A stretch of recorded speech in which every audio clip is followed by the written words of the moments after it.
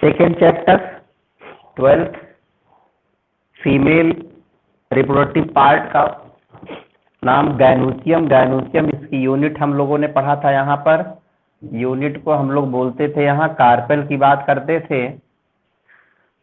इसके बारे में हम लोगों ने सीख लिया था। एक बार फिर से छोटी सी कहानी और ये स्ट्रक्चर रिवाइज कराते हैं। यहाँ से ऐसे हम लोगों ने स्ट्रक्चर बनाई और इस स्ट्रक्चर में नाम दिया था सबका, दिस इज कॉल्ड पेडिसिल। का नाम था क्या? पेडिसिल। और ये था हमारे पास ओवरी। ये स्ट्रक्चर कहलाती थी थैलमस। थैलमस। और ये है स्टाइल और ये है इसकी स्टिग्मा। ये बात हम लोग सीख गए हैं। स्टिग्मा है, स्टाइल है, ओवरी है, थैलमस, पेडिसिल है। और ये स्ट्रक्चर यहां से मिली हम लोगों को ओवेरियन कैविटी। ओवेरियन कैविटी क्या नाम आया? Ovarian cavity. अब इस ओवेरियन कैविटी की बात करें तो ovarian cavity is also known as बेटा लॉक्यूल। इसको कहते हैं आल्सो नोन एज लॉक्यूल। इस लॉक्यूल की बात करेंगे। देखो, स्टिग्मा की बात तो हम लोग समझ गए थे। Stigma acts as a landing platform. किसकी तरह बात कर रहा है ये काम? Landing platform. एक प्लेटफॉर्म प्रोवाइड कर रहा है किसके लिए? For pollen grain. Pollen grain यहां पर आए, लैंड करे, उसके लिए इसने दिया है, इसको प्लेटफॉर्म प्रोवाइड किया है, मतलब जगह प्रोवाइड की है। फिर आपने देखा था कि पॉलन ग्रेन से इंटाइन लेयर निकल करके उसकी क्या करती थी? ऐसे पॉलन ट्यूब का फॉर्मेशन करती थी। और ये जो पॉलन ट्यूब है स्टाइल से होते हुए आगे चल रही है। तो यहाँ पे स्टाइल पॉलन ट्यूब की ग्रोथ को पैसेज यानी रास्ता प्रोवाइड करती है। तो स्टाइल क्या कर रही थी? प्रोवाइड, एक बार फिर से, provide passage for growth of pollen tube. Growth of pollen tube, यहां तक बात समझ में आ गई। For growth of pollen tube. इसके बाद क्या होगा? एक और खास बात, इस लॉक्यूल की बात करें तो लॉक्यूल बियर्स प्लेसेंटा। यहां लिखेंगे locule bears placenta. It means inside the ovary. In other word, inside ovarian cavity a structure called placenta present। Ovarian cavity के अंदर या लॉक्यूल के अंदर एक स्ट्रक्चर मिलेगी आपको, उसका नाम आया प्लेसेंटा। और इस प्लेसेंटा का जो अरेंजमेंट यहां पे मिलेगा, उस अरेंजमेंट को हम लोग कहते हैं प्लेसेंटेशन। अरेंजमेंट क्या आया? प्लेसेंटेशन आ गया। और प्लेसेंटेशन आपको 11th क्लास में मॉर्फोलॉजी में मिलेगा, जब हम लोग ओवरी पढ़ते थे तब। वहां टाइप्स ऑफ प्लेसेंटेशन है, हिंट कर दे रहा हूं। एक्साइल प्लेसेंटेशन था, बेसल प्लेसेंटेशन था, मार्जिनल प्लेसेंटेशन था और क्विंक्विंशियल प्लेसेंटेशन था। इस तरह से डिफरेंट टाइप्स के प्लेसेंटेशन थे। उनके एग्जाम्पल्स वहां पे लिखे थे। आज ही आप जाइएगा वहां और उनका एग्जाम्पल याद करिएगा, किसमें कौन सी फैमिली या कौन सा प्लांट होता है। एक क्वेश्चन नीट में मैचिंग का आता है। एक तरफ प्लेसेंटेशन होगा, दूसरी तरफ उनकी फैमिली होगी या उनका एग्जाम्पल होगा। तो ये वहां की बात है। यहां इसका रोल क्या होता है ये देखना होता है। ये जो प्लेसेंटा है, इस प्लेसेंटा की जो आउट ग्रोथ होगी, बाहर की तरफ इसकी ग्रोथ होती है। ऐसे नोट करते चलिएगा, बाहर की तरफ आउट ग्रोथ हो रही है। इसका आउटग्रोथ जो होता है वो कहलाता है बेटा ओव्यूल कहलाएगा। Outgrowth of placenta called ovule. Ovule is also known as megasporangium. इसका दूसरा नाम होता है megasporangium. Ovule is also called megasporangium. बात समझ गए? जरा सोचिएगा, मेगा स्पोरेंजियम की स्ट्रक्चर कैसी होगी और ये किस चीज का बना होता है, इसके अंदर क्या क्या होगा वो देख लें। तो अब जो स्टार्ट होगा टॉपिक, वो आपके बोर्ड में 5 मार्क्स का क्वेश्चन आता है। याद रखिएगा, कितने का? 5 मार्क्स का क्वेश्चन है। और नीट के क्वेश्चन कहां से निकलेंगे वो मैं सिखाऊंगा अभी। तो ओव्यूल या मेगा स्पोरेंजियम, तो इसका एक छोटा सा डायग्राम हम लोग बनाएंगे। हमारी बुक में भी बना हुआ है, आप वहां से भी बना सकते हैं और यहां से भी बना सकते हैं। तो हम आपको ले चलते हैं उस मेगा स्पोरेंजियम यानी ओव्यूल के अंदर क्या क्या है वो देख लेते हैं, और वो कैसे आया इसके बारे में हम पढ़ लेंगे वहां। तो मैं एक डायग्राम आपको बना रहा हूं, थोड़ा सा डिफरेंट होगा एनसीईआरटी से। वो डायग्राम एग्जाम में नहीं बनेगा, एग्जाम में आपके एनसीईआरटी का डायग्राम बनेगा, इस बात को याद रखना। नहीं तो मेरे चक्कर में सोचो यही वाला बना दे और फिर काम आसान हो जाए। समझ गए? तो अब यहां से एक मैंने सिंपल सा डायग्राम ऐसे बना दिया, ऐसे देखो ये डायग्राम आपका बन गया, ऐसे आ गया। यहां जो डायग्राम आया बहुत सिंपल सा है। ये जो डंडी दिख रही है इसको हम लोग बोलते हैं फ्यूनिकल।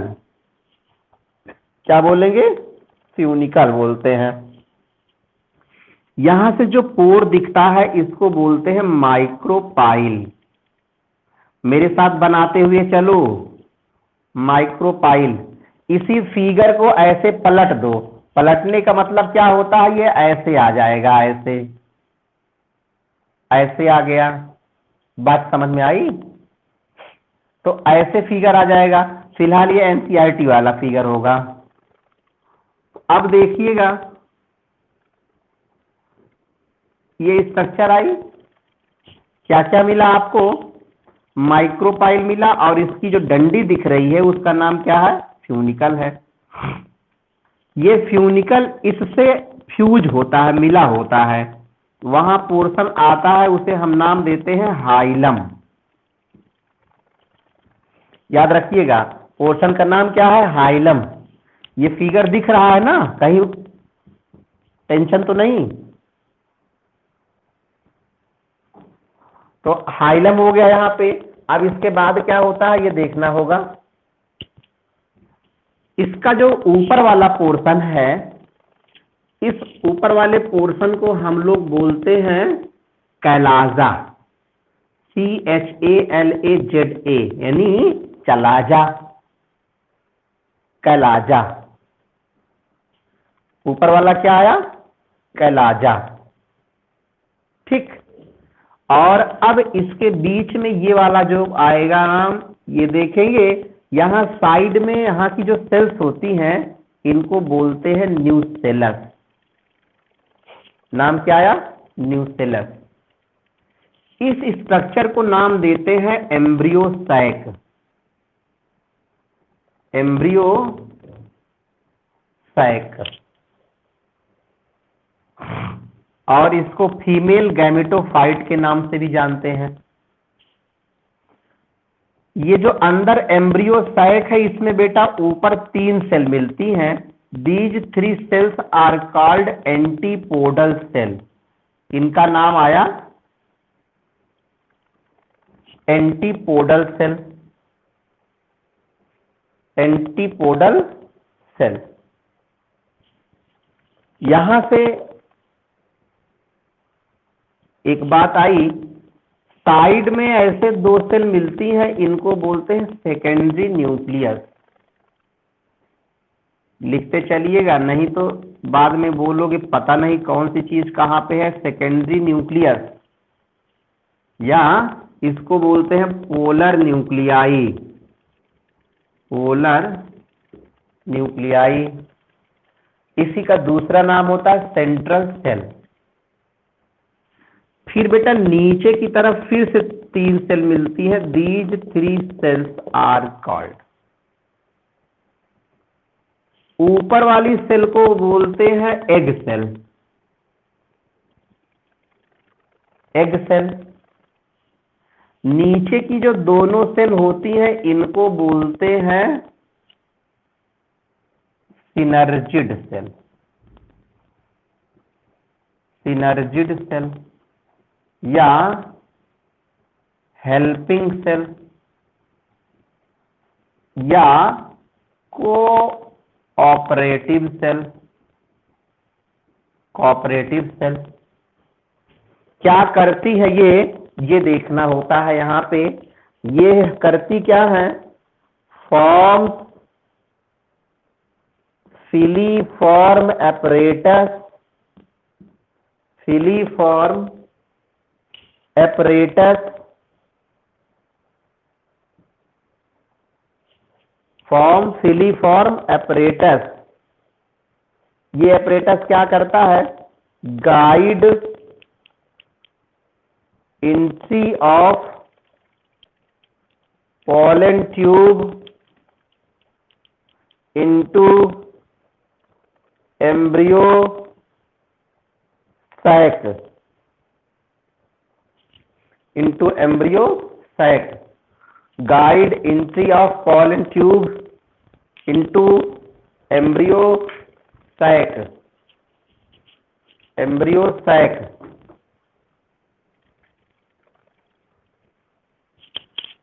Embryo sac. याद रहेगा।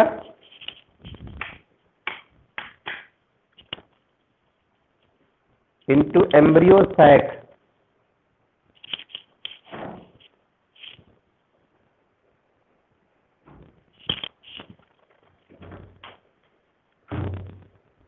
Into embryo sac.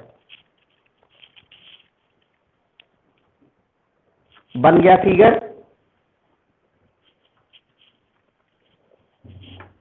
कोई डाउट हो फिगर समझने में तब बताइए।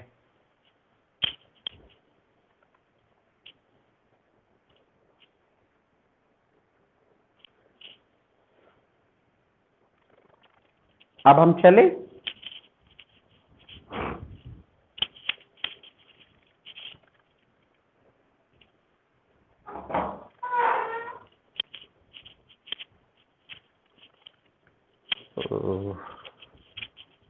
तो हम लोगों को मिला क्या? स्ट्रक्चर ऑफ ओव्यूल मिला। ओव्यूल की स्ट्रक्चर। हाँ, एक और चीज मिलेगी, ओव्यूल का टाइप मिलता है। उसमें ओव्यूल के टाइप में हम लोग पढ़ते हैं, एक ओव्यूल होता है एनाट्रोपस। टाइप्स ऑफ ओव्यूल है, अब तो नहीं है पूरा टाइप्स अपने यहाँ। तो एनाट्रोपस ओव्यूल की बात करते हैं। एनाट्रोपस ओव्यूल, कई टाइप्स के ओव्यूल होते हैं। एनाट्रोपस, कंपाइलोट्रोपस, सर्सिनोट्रोपस, एम्फीट्रोपस, हेमियानाट्रोपस। हम उसमें से आपको बता रहे हैं एनाट्रोपस। इसका मतलब ये होता है कि माइक्रोपाइल और कैलाजा एक ही लाइन पर होते हैं। अगर दोनों के बीच में 180 डिग्री का एंगल आए, यानी दोनों एक ही सीध में एक ही लाइन पर आमने सामने रहें, तो ऐसे को बोलते हैं एनाट्रोपस ओव्यूल। और इसी ओव्यूल की स्ट्रक्चर अपनी बुक में बनी हुई है और उसी स्ट्रक्चर को हमें पढ़ना है। तो आपको पढ़ाया क्या जाएगा? ये जो स्ट्रक्चर है इसमें देखिएगा, 1, देखना ध्यान से, 1 2 3 4 5 6 7 8। कितनी सेल दिख रही है? 8 सेल है। न्यूक्लियस कितने हैं काउंट करो, 8 न्यूक्लियस है, जितनी सेल उतना न्यूक्लियस। और देखो ये दोनों सेल है ना, ये फ्यूज करके एक सेल बन रही है, तो इसकी वजह से कितनी सेल बनेगी, 7 सेल। सॉरी, न्यूक्लियस कितना आया, 8 न्यूक्लियस आया। आंसर क्या आया आपके पास, 7 सेल्ड 8 न्यूक्लिएटेड क्या, एम्ब्रियो सैक। तो यही क्वेश्चन आएगा, explain formation of 7 celled 8 nucleated embryo sac. Explain formation of 7 cell 8 nucleated embryo sac. ये कैसे बनेगा, तो आइए अब हम लोग इसको आगे समझने की कोशिश करते हैं। यहां तक तो बात समझ में आ गई। अब अगला केस देखते हैं, यहां से हम आगे चलते हैं आपको लेकर के। आइए, हम लोग वहां पे स्टॉप किए थे क्या, ओव्यूल। ओव्यूल मिला कहां से था, आउटग्रोथ थी प्लेसेंटा की। प्लेसेंटा कहां से मिला था,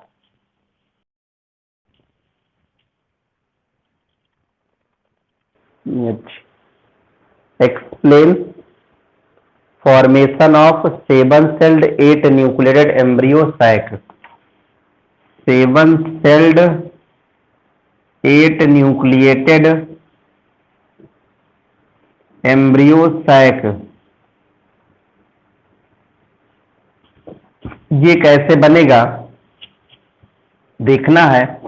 उधर हम लोगों के पास फिर से वही डायग्राम छोटा सा बना रहे हैं, यहां से आया और इसमें हमारे पास फिर आई ये ओवरी। ओवरी के अंदर नीचे ऐसे बनाया ओवेरियन कैविटी, ये है ओवेरियन कैविटी। ओवेरियन कैविटी, इसका नाम है क्या, लॉक्यूल। क्या है, लॉक्यूल। लॉक्यूल क्या करती है, बियर्स प्लेसेंटा। इसके पास क्या है, प्लेसेंटा। प्लेसेंटा की जो आउट ग्रोथ है वो क्या बनाएगा, this out growth forms ovule. Ovule other name is megasporangium. इसका नाम है मेगास्पोरेंजियम, या प्लूरल नंबर में हम बोलेंगे मेगास्पोरेंजिया। मेगास्पोरेंजियम प्लूरल आया आपका मेगास्पोरेंजिया। फिर मेगास्पोरेंजिया में क्या होता है, कंसिस्ट ऑफ मेगास्पोरोजीनस टिश्यू। किससे बनता है ये, कंसिस्ट ऑफ, नोट करेंगे, megasporogenous tissue. Megasporogenous tissue in which a well developed cell is known as megaspore mother cell। Megaspore mother cell, megasporogenous tissue. जैसे आपके अंदर यहाँ पे एक टिश्यू बना मेगास्पोरेंजियम है, इसके अंदर डिफरेंट टाइप्स की हमने ऐसे सेल बना दिया, ऐसे ऐसे सेल बन रही हैं ढेर सारी। तो बेटा एक सेल जो होगी इसकी वेल डेवलप होगी, उसको हम लोग मेगास्पोर मदर सेल कह देते हैं। जैसे आपको ये दिख रहा है, ये बड़ी सेल दिख रही है अकेले, इसको हमने एक नाम दे दिया megaspore mother cell. Tissue overall जो हो जाएगा वो मेगास्पोरोजिनस टिश्यू हो जाएगा। तो मेगास्पोर मदर सेल, यहां इसकी जो प्लॉइडी होगी वो 2n है, यानी कि डिप्लॉयड होती है, डाईप्लॉइडी हो जाएगी। तो diploid ploidy megaspore mother cell, इसमें कराना है मियोसिस। आपने कराया मियोसिस, तो जब मियोसिस हुई तो इसमें बना क्या, मेगास्पोर बना, मेगास्पोर। और ये जो मेगास्पोर है ये 1+3 हमने लिख दिया। क्या किया, 1+3। 3 मेगास्पोर आर डीजनरेट, 3 जो होते हैं क्या हो जाएंगे, डीजनरेट हो गए। 1 जो होगा ये फंक्शनल होगा।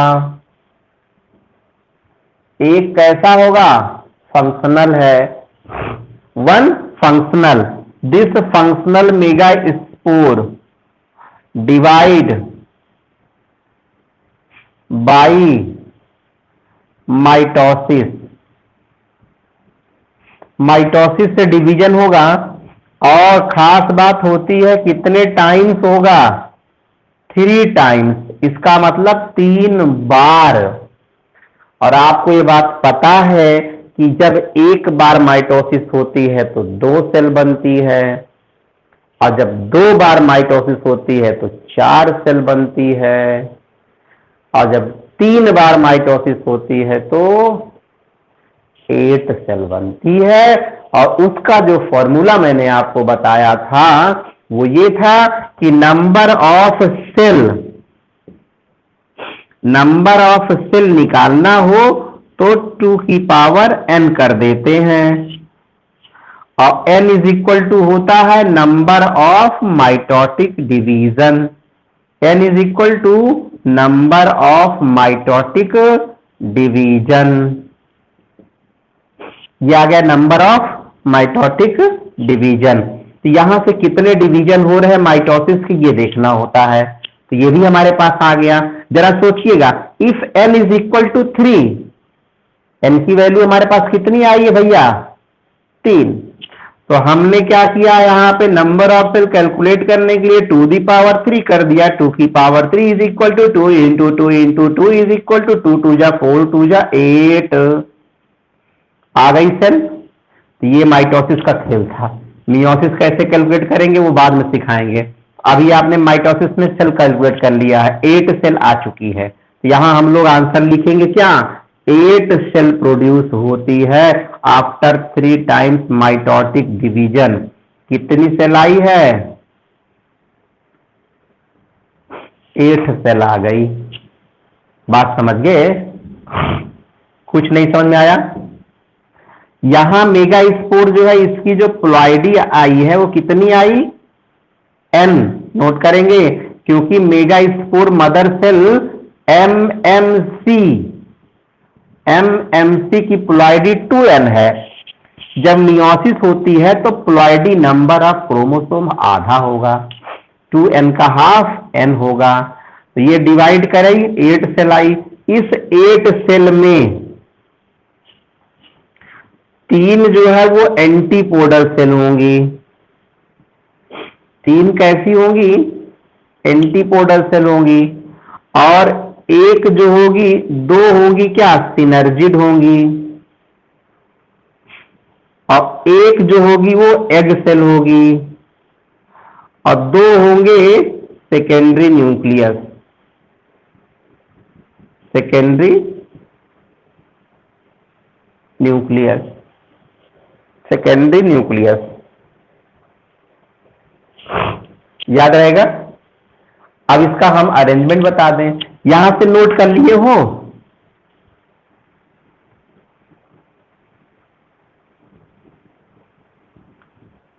अब देखिएगा, जो ना नोट किए हो बता दे, नहीं तो फिर आगे चलते हैं। इधर से क्या होगा, अरेंजमेंट देखते हैं। ये जो 8 सेल वाला आया है इसको देखते हैं। तो अब इसमें से क्या होगा,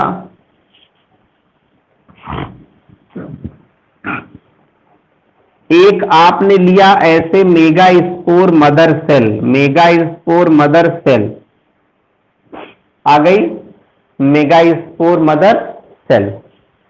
इस मेगा स्पोर मदर सेल में हमने करा दिया मियोसिस। क्या कराया, मियोसिस, सॉरी, मियोसिस आ गई। मियोसिस आई, ये बेटा प्लॉइडी कितनी थी, 2n थी। मियोसिस में आपके पास कितनी सेल मिली है, नंबर ऑफ सेल 4 मिली। बात समझ गए। इन 4 में 3 हमने क्या किया, डिजनरेट कर दिया, और सबकी प्लॉइडी n थी, तो 3 तो अपनी डिजनरेट कर गई। एक है फंक्शनल, एक जो फंक्शनल है उसको देखते हैं। यहां से जो फंक्शनल है इसमें एक बार माइटोसिस होती है, फर्स्ट माइटोसिस, पहली बार माइटोसिस आई। इस माइटोसिस से कितनी सेल बनेगी? यहां पे 2 सेल बनी। अब दोनों सेल की प्लॉइडी कितनी है? n है। फिर यहां से एक बार डिवीजन हुआ, सेकेंड माइटोसिस। फिर इसमें से कितनी सेल बनेगी? 4 सेल आई। प्लॉइडी इसकी कितनी है? माइटोसिस में number of chromosome remains same. फिर आ गया आपके पास, फिर यहां से थर्ड माइटोसिस करा दे ऐसे, इसमें भी थर्ड हो जाएगी, इसमें भी थर्ड होगी, यहां भी थर्ड होगी। इसमें से हमारे पास ऐसे कितनी सेल आई? 4। आपको यहां भी 2, यहां भी 2, यहां भी 2, हर जगह 2 2 सेल आ रही है। टोटल नंबर ऑफ सेल कितनी बनी? 8 सेल प्रोड्यूस होती है।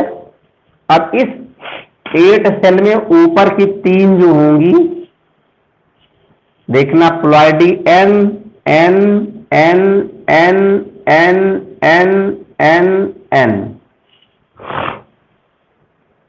ऊपर 3 जो होती है इनको बोलते हैं, क्या बोलेंगे? बोलो।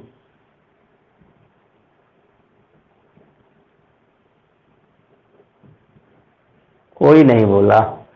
हम बोलते हैं एंटीपोडल सेल, एंटीपोडल सेल। अब 3 के बाद 2 सेल जो होती हैं वो बनाती क्या है? Secondary nucleus. बात समझ गए? 1 2 3 4।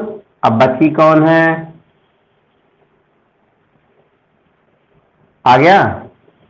इसकी एक सेल बची हुई है, ये वाली सेल है और ये वाली सेल है। तो ये जो दोनों सेल होती हैं, ये दोनों सेल मिला करके एक ऐसी सेल बनाती हैं जिसमें नंबर ऑफ क्रोमोसोम डबल होगा, n और n, तो 2n हो गया। इसको हम लोग कहते हैं secondary nucleus, secondary nucleus.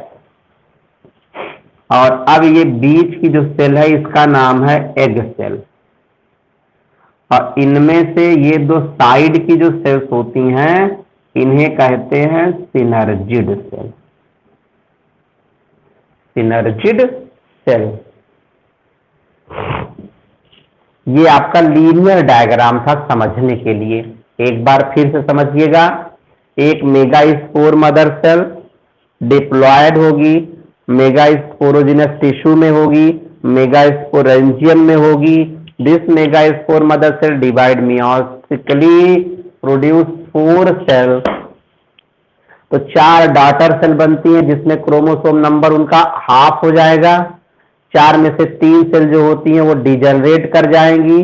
3 cell degenerate करती हैं तो एक उसमें से फंक्शनल होगा, एक जो फंक्शनल होगा उसमें 3 बार माइटोसिस होगी। एक बार माइटोसिस में 2 सेल बनती हैं, क्रोमोसोम नंबर मदर सेल के बराबर होगा। माइटोसिस आई, माइटोसिस से 2 cell, both cells divide, second mitosis, 4 cell produce, these 4 cells divide, third mitosis, third mitosis से 8 सेल आई। Out of 8 cells, 3 cells of the calyzal end are called antipodal cells.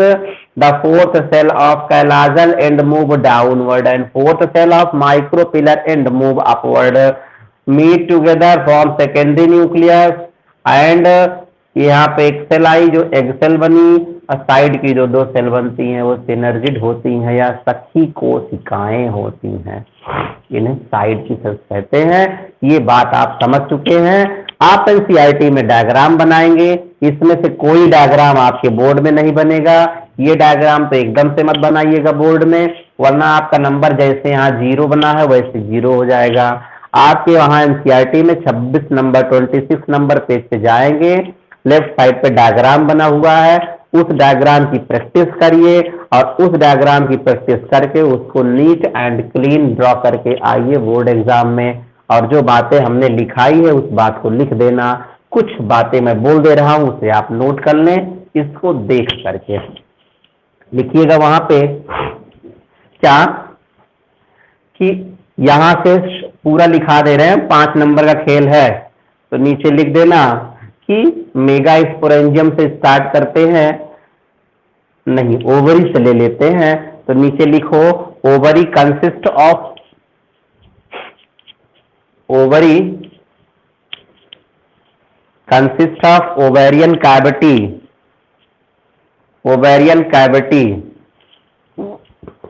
called locule.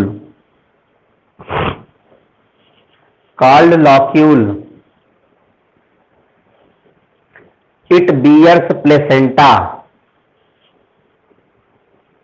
It bears placenta.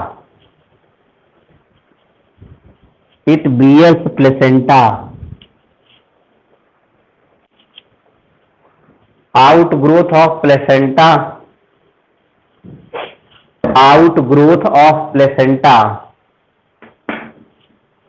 is called ovule or megasporangium.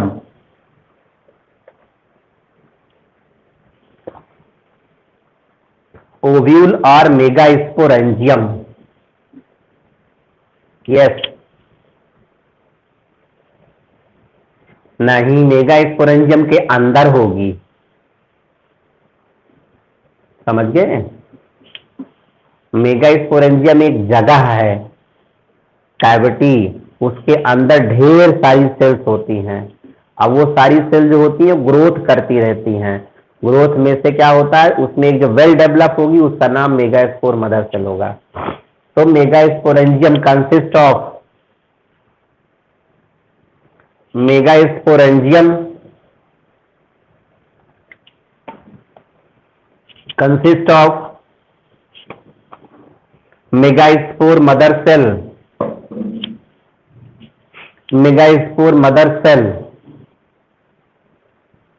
in which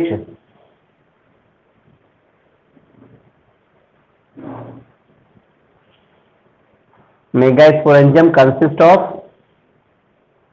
megaspore mother cell in which meiosis takes place.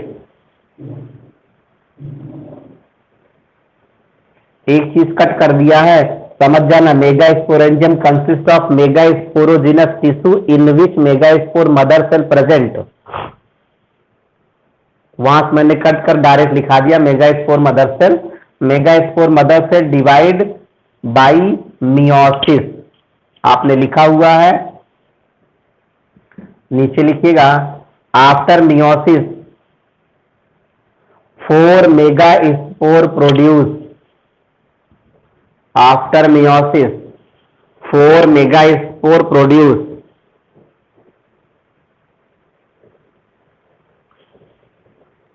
in which 3 are degenerate and 1 is functional. In which 3 are degenerate and 3 are degenerate and 1 is functional. This functional, नष्ट होना, destroy, समाप्त होना। तो degenerate, 1 is functional. This functional megaspore,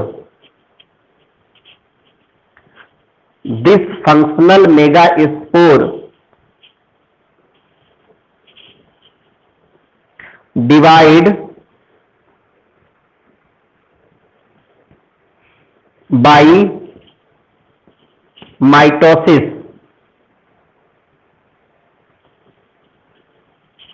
bracket में 3 times,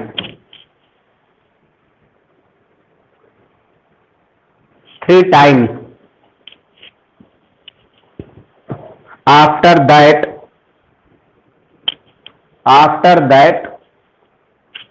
8 cell produce 8 cell produce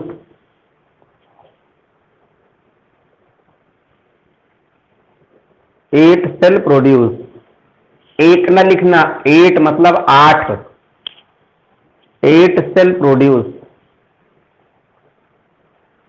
next line से लिखिएगा,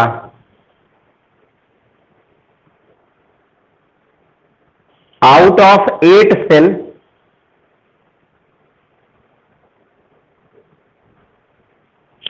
out of 8 cell 3 cell of calasal end 3 cell of calasal end are called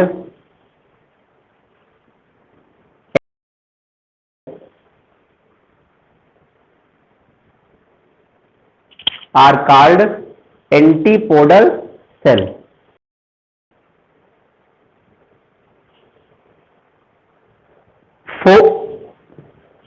3 cells of calasal end 3 cells of calasal end are called antipodal cell and fourth cell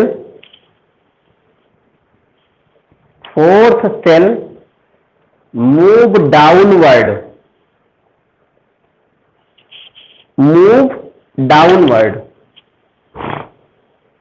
comma लगा दीजिएगा, downward comma,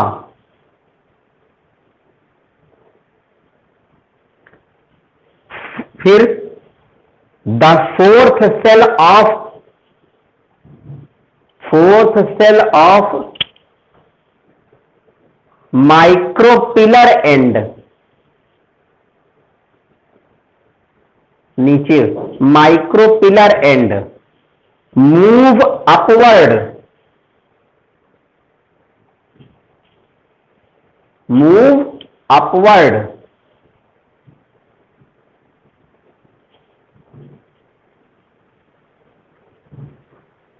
and meet together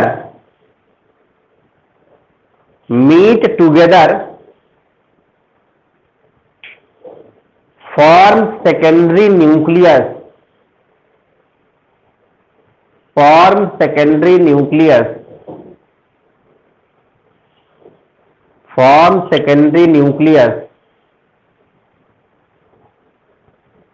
secondary nucleus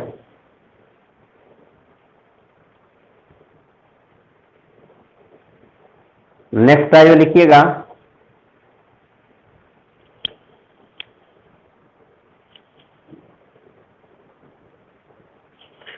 rest 3 cell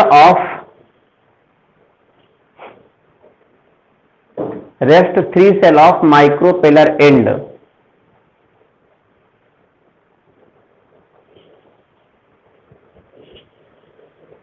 line change करके in rest 3 cell of micropylar and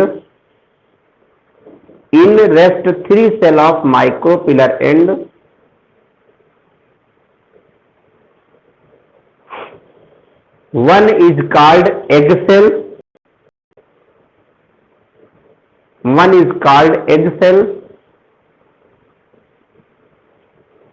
and 2 cell called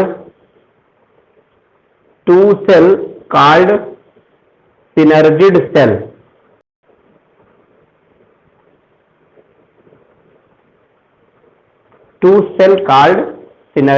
cell।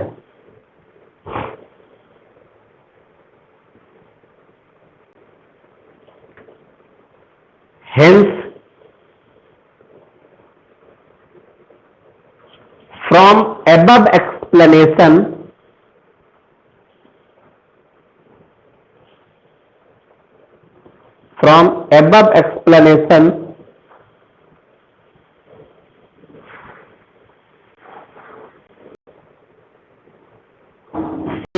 celled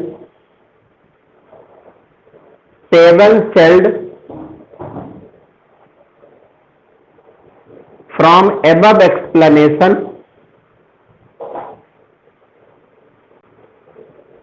hence from above explanation 7-celled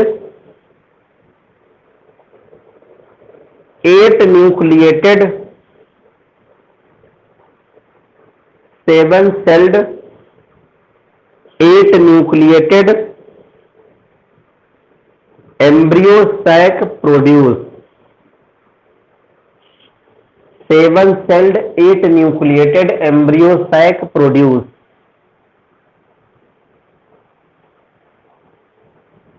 7-celled 8-nucleated embryo sac produce।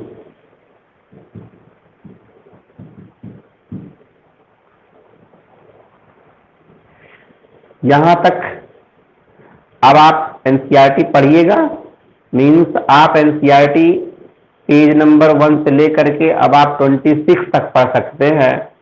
वैसे भी आप पढ़ेंगे तो आपका mail वाला part समाप्त हो गया, फीमेल वाला पार्ट समाप्त हो गया है, और इधर एग सेल बन गई है और उधर पॉलन ग्रेन के गैमीट्स बन गए हैं। और अब ये दोनों मिलेंगे एक दूसरे से। इनके मिलन के लिए हम लोगों को पढ़ना पड़ेगा आगे फर्टिलाइजेशन, डबल फर्टिलाइजेशन, और फिर उसके बाद हम लोग पढ़ेंगे पॉलिनेशन, फिर उसके बाद हम लोग पढ़ेंगे पोस्ट फर्टिलाइजेशन डेवलपमेंट, और फिर क्या क्या इवेंट्स होती हैं उनको हम लोग पढ़ेंगे। तब चैप्टर आपका ये फिनिश होगा। अब इसके लिए हम लोग कल फिर मिलेंगे। तब तक के लिए नमस्ते।